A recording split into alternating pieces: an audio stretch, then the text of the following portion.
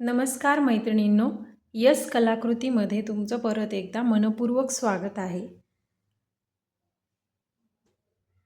चला तर मग पाहूया। आज आपण पाहणार आहोत टिकली वर्क म्हणजेच चमकी वर्क पाहणार आहोत आपण। तर बघा आता हे टिकली वर्क कसं करायचं। ज्याप्रमाणे मनी वर्क करताना आपण खालचा धागा वर काढून घेतला त्याप्रमाणेच इथे पण हा असा धागा वर काढून घ्यायचा। धागा वर काढून घेतल्यानंतर सुईमध्ये ही अशी टिकली अडकवून घ्यायची। एकच टिकली अडकवून घ्यायची। टिकली अडकवून घेतल्यानंतर धाग्यामध्ये सुईचं टोक घालायचं आणि टाक्यामध्ये ही अशी चमकी म्हणजेच टिकली सरकवून घ्यायची, घालून घ्यायची। आता ही टिकली अशी घालून घेतल्यानंतर बरोबर टिकलीच्या शेजारी परत दुसरा टाका असा खालून वर काढून घ्यायचा।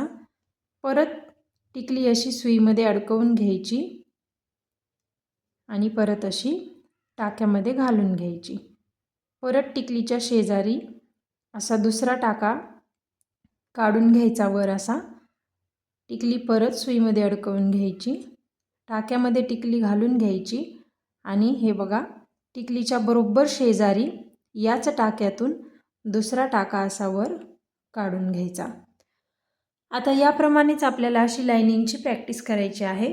जशी आपण मण्यांच्या लाइनिंगची प्रॅक्टिस केली, शुगर बीड्सची केली, 4mm मण्यांची केली, त्याप्रमाणेच सर्वप्रथम आपण चेन स्टिचची केली होती, त्याप्रमाणेच आपल्याला ही टिकली वर्कची पण अशी प्रॅक्टिस करून घ्यायची आहे। आता तुम्हाला छानपैकी जमायला लागलं असेल जर तुम्ही प्रॅक्टिस केली असेल तर, त्यामुळे तुम्हाला हे सोपं जाईल आणि पटपट करता येईल।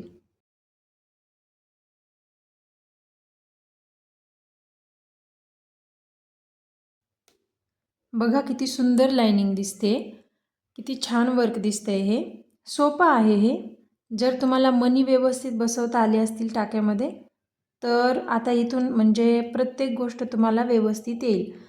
गहू मणी असतील, ड्रॉप बीड्स असतील किंवा मग वेगवेगळ्या आकाराचे मणी असतील म्हणजे वर्क करताना छोटे, ते प्रत्येक मणी तुम्हाला असे बसवता येतील। आपल्या व्हिडिओमध्ये जर आज कोणी नवीन असेल तर त्यांनी आपल्या चॅनलला सबस्क्राइब करून घ्या आणि बेसिक आरी वर्क कोर्सची प्लेलिस्ट आपल्या चॅनलवरती आहे। याच्या मागचे व्हिडिओ तुम्ही पाहून घ्या म्हणजे तुम्हाला हे पुढचे व्हिडिओ समजतील।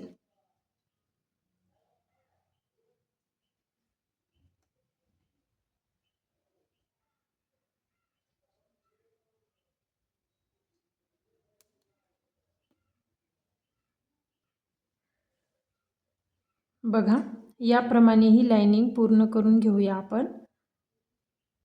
तुम्ही अशा लाइनिंगची घरी प्रॅक्टिस करा। मी प्रत्येक व्हिडिओमध्ये तुम्हाला प्रॅक्टिस करायची सांगते आहे, त्याप्रमाणे तुम्ही प्रॅक्टिस करत जा।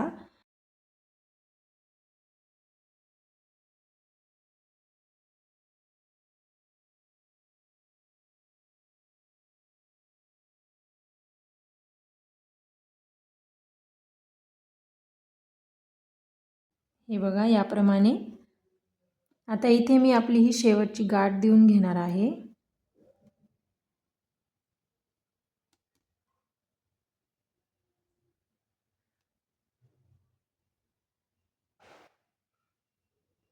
हे बघा सोपं आहे।